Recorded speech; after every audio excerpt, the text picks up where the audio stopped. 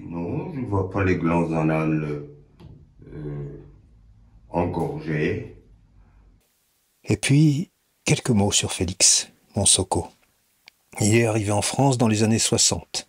Jeune vétérinaire formé en Iran, il a fait la connaissance de mon père, lui aussi vétérinaire, et ils sont devenus amis. Mon père a décidé de le prendre sous son aile pour le former à la pratique de la médecine vétérinaire de campagne. Lorsque j'avais 6 ou 7 ans, je l'ai connu. Malgré la différence d'âge, une complicité s'était installée entre nous et j'attendais impatiemment qu'il rentre le soir pour jouer avec lui. Sa forte personnalité tranchait avec celle des Français. Je ne pouvais m'empêcher de voir en lui une sorte de poète, même s'il n'écrivait pas, mais sa façon de s'exprimer, pas toujours dans un français correct, lui donnait une espèce de prestance dans son expression orale que je ne retrouvais pas chez les autres. Son humour décalé, à la fois impertinent, jovial, mais toujours respectueux, parvenait aussitôt à créer un lien avec quiconque le rencontrait pour la première fois. Donc, j'ai commencé à contacter par courrier Martial en disant qu'est-ce que tu veux que je fasse? Est-ce que tu peux m'aider, m'informer comment ça marcherait les démarches de réfugiés? Donc, il m'a écrit, il m'a répondu. Quand tu étais avec ta famille à Téhéran, tu travaillais à la faculté vétérinaire, Oui. tu nous écrivais, Voilà, puis c'est tu ça. nous disais j'ai envie de venir en France, etc. Et puis j'ai suivi ces démarches. J'ai obtenu des visas auprès de l'ambassade de France.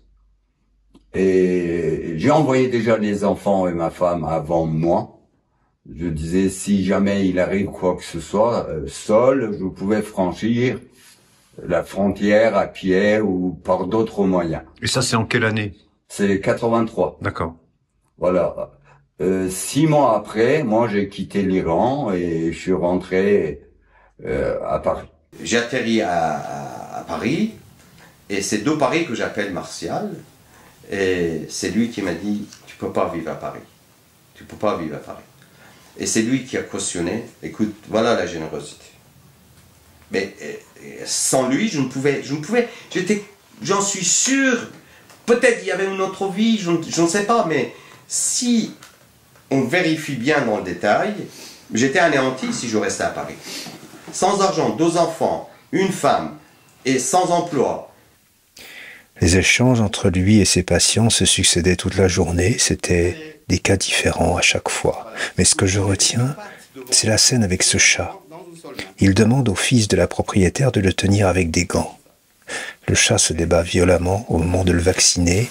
On ne sait pas s'il va y parvenir. Cela installe un suspense. Allez, bon, je passe derrière. C'est pas la question qui le fait mal. Il a peur, il n'aime pas. C'est fini. Bon, Oui. Mais alors, oui, tout ça, c'est parce qu'il n'aime pas être. Et bonne journée. Au revoir, monsieur Dame. Allez, salut, hein. Il voulait me taper, hein. Je t'ai emmené voir ce vétérinaire nommé Félix, que j'avais filmé il y a 24 ans. Et même s'il est à la retraite, il exerce toujours dans son officine. Nous avons échangé sur le passé et il t'a ausculté. Cette rencontre était émouvante, car on ne s'était plus vu depuis tout ce temps. Maintenant, il continue à soigner les animaux de compagnie pour garder une activité qui l'accompagne dans sa vie quotidienne et qui lui permet de garder du lien. 3-4 dernières années, la vie a perdu le sens. Je n'ai plus quelque chose à faire pour me faire plaisir. Ouais. Tout droit. Voilà. Donc, et je vis comme un robot. C'est automatisé sans prépenser. Voilà. Et c'est le cabinet qui était mon seul endroit qui me donnait un sens de la vie. Et je repense à tout cela pendant qu'il t'ausculte. Oui, Soko. Félix t'a trouvé très beau, et tes battements de cœur résonnent encore en lui.